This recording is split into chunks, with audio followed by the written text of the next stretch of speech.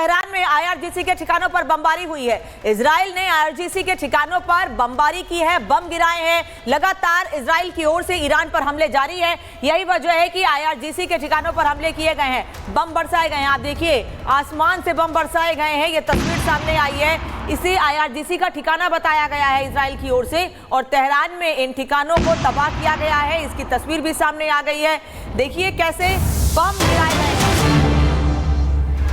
तो एक बार फिर से आपको बता दें कि तेहरान में आईआरजीसी के ठिकाने पर जो बमबारी की गई है, और हाथ पूरा इजराइल का है क्योंकि दोनों में ही युद्ध चल रहा है। अब तेहरान में आईआरजीसी के ठिकाने पर बमबारी का सीधा सा मतलब यह है कि एक बड़ा नुकसान पहुंचाया गया है ईरान को, और इसके पहले ईरान की तरफ से उत्तरी इजराइल में जो धमाके किए गए थे उसमें यह दावा किया गया था कि उन्होंने सैन्य ठिकानों पर निशाना साधा है। अब तेहरान में भी वही हुआ है।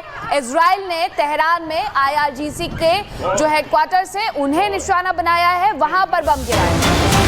ईरान के सरकारी टीवी चैनल की इमारत पर हमला हुआ है। इजरायली विमानों ने टीवी चैनल को निशाना बनाया है। ईरान के सरकारी टीवी चैनल की इमारत पर हमला हुआ है। इसके पहले भी एक तस्वीर सामने आई थी जब ईरान की न्यूज एंकर बुलेटिन पढ़ रही थी और तभी पीछे से धमाका होता है। अब एक बार फिर सरकारी टीवी चैनल पर हमले की बात सामने आ रही है। इजरायली विमानों ने टीवी चैनल को निशाना बनाया है। न्यूज चैनल के दफ्तर को निशाना बनाया गया है। तो ईरान के सरकारी टीवी चैनल्स की इमारत पर हमला किया गया है। वहीं इजरायली हमलों को लेकर के ईरान ने बड़ा दावा किया है। विश्वविद्यालय पर भी आईडीएफ की तरफ से बमबारी की गई है। ये ईरान ने सबसे बड़ा दावा तक का कर दिया है, जिसमें यह बताया गया है कि विश्वविद्यालय पर आईडीएफ ने बमबारी की है। इजरायली हमलों को लेकर के ईरान ने यह बड़ा दावा किया है। सरकारी न्यूज चैनल हो, आईआरजीसी हो या फिर विश्वविद्यालय हो, वहां पर आईडीएफ की बमबारी देखने को मिली है। यानी ताबड़तोड़ तरीके से ईरान पर हमला किया जा रहा है, लेकिन विश्वविद्यालय को भी इस दौरान निशाना बनाया गया है। ईरान के कई इलाकों में बिजली सप्लाई ठप हो गई है। इजरायली एयर स्ट्राइक के बाद बिजली सप्लाई ठप हो गई है। दफ्तर पे हमला, न्यूज चैनल के अलग अलग जगहों पर हमले हुए, जिसके बाद बिजली सप्लाई ठप हो गई है। तो तेहरान के कई इलाकों में बिजली सप्लाई भी ठप हो गई है, ये जानकारी मिल रही है। ये तस्वीरें हम आपको दिखा रहे हैं। 1 2 3 4 जगह ये बड़े धमाके किए गए हैं। मेजर सबरपाल तूर हमारे साथ जुड़े हुए हैं।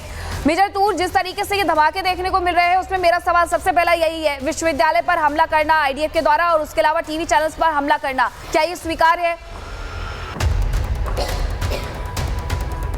अब एक दूसरे के सिविलियन पॉपुलेशंस को भी टारगेट कर रही हैं, और जिस तरीके से अब जेल के ऊपर भी जो हमला किया गया है, तो एक साफ मैसेज जा रहा है कि इजराइल और यूएस को वहां पे हुकूमती बदलाव चाहिए, और जितने भी अरेस्टेड पॉलिटिकल प्रिजनर हैं तो उनको रिहा करवाने के लिए ये एक रणनीति है कि जेलों पे हमला किया जाए, अलग अलग लोकेशंस पे, ताकि वहां पे सपोर्ट इकट्ठा हो सके खमेनी के खिलाफ। तो वो अभी पहल बहुत दूर की बात है। और जहां तक देखिए विश्वविद्यालय, देखें जब युद्ध लगता है तो विश्वविद्यालय ऐसी जगहें होती हैं जहां पे कि जमावड़ा के लिए वहां पे परमिशन दी जाती है। तो हो सकता है कि वहां पे कोई इंफॉर्मेशन हो कि वहां पे शायद ईरानियन रिपब्लिकन गार्ड इकट्ठी हो रही होगी, या फिर वहां के जो सिविलियन लड़ाकू रिबेल्स हैं वो वहां पे तैनात हों। तो देखिए, बिना किसी इंटेलिजेंस इनपुट के जाहिर सी बात है इजराइल ऐसी गलती नहीं करेगा जो मतलब ऐसी लोकेशंस पे हमला करना। और देखिए, युद्ध की स्थिति में सभी विश्वविद्यालय बंद हैं, कॉलेजेस बंद हैं, तो यहां पे आबादी का मौजूद रहना ना के बराबर है, अनटिल अनलेस कोई यहाँ पे रेफ्यूज के तौर पे, जिनके इवैक्यूएशन के तौर पे वहां पे पब्लिक को ठहराया जाए। तो आने वाले कुछ घंटों में हमें पुष्टि होगी कि इन जगहों पे मौजूद क्या था। पर जहां तक मेरा ख्याल है, यहाँ पे पक्का कोई ना कोई मिलिशिया या फिर कोई रेडिकल एलिमेंट ही होगा जिसकी वजह से ये विश्वविद्यालय को टारगेट किया गया है।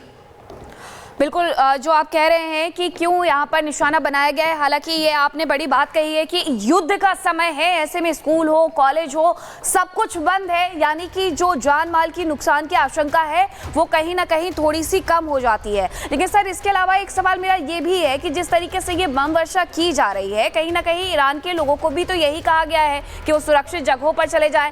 तो अगर टारगेट यहाँ पर किया जा रहा है, नंबर्स तो मौत के आंकड़े के फिर भी बढ़ते जा रहे हैं, क्या ईरान अपने लोगों को उस तरीके से सुरक्षा नहीं दिला पा रहा है जिस तरीके से देना चाहिए, जैसे इजराइल दे रहा है? देखिए, ईरान के पास कोई पुख्ता पेट्रियट जैसा कोई एरो सिस्टम की तरह कोई एयर डिफेंस सिस्टम नहीं है। वो ज्यादा से ज्यादा एयरक्राफ्ट को काउंटर कर सकते हैं।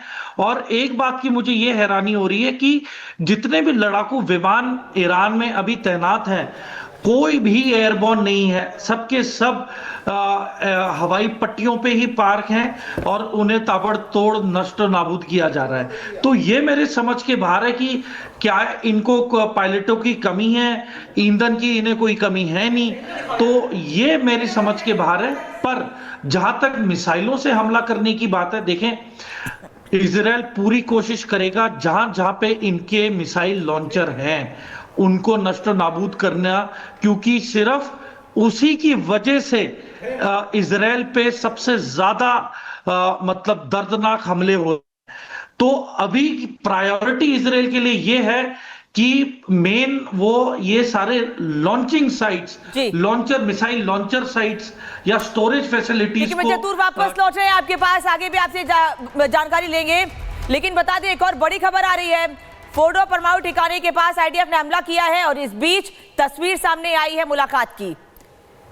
तो आपको ये तस्वीरें दिखा दें, क्योंकि विदेश मंत्री अब्बास अरागची, ईरान के विदेश मंत्री जो कि मुलाकात करने के लिए मॉस्को पहुंचे हुए हैं और रूस के राष्ट्रपति से मुलाकात कर रहे हैं, पुतिन से मुलाकात कर रहे हैं। ये मुलाकात इस मायने में बेहद खास और अहम हो जाती है कि आगे आने वाले 24 से 48 घंटे कैसे होंगे। दो तस्वीरें देखिए और समझिए, एक तरफ इजराइल के द्वारा ईरान पर ताबड़तोड़ बमबारी की जा रही है और वही ईरान भी इसका मुंहतोड़ जवाब दे रहा है, और दूसरी तरफ ईरान के जो विदेश मंत्री है उनका मिलना मॉस्को में जाकर के राष्ट्रपति पुतिन से अपने आप में खास संदेश दे रहा है। अब इस टेबल पर क्या बातचीत हो रही है इसके बारे में जरूर अरागची दुनिया को बताएंगे। वो बताएंगे कि किस तरीके से रूस उनके साथ खड़ा हुआ है। पुतिन और अब्बास अरागची की ये मुलाकात है, रूसी राष्ट्रपति और ईरान के विदेश मंत्री की ये मुलाकात है।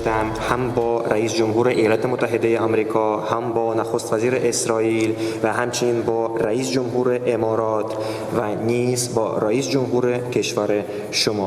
ما در جریان هستیم که خود جناب عالی در روزهای اخیر نیز ملاقات‌هایی داشتیم با رؤسای وزارتخانه‌های امور خارجه کشورهای اروپایی.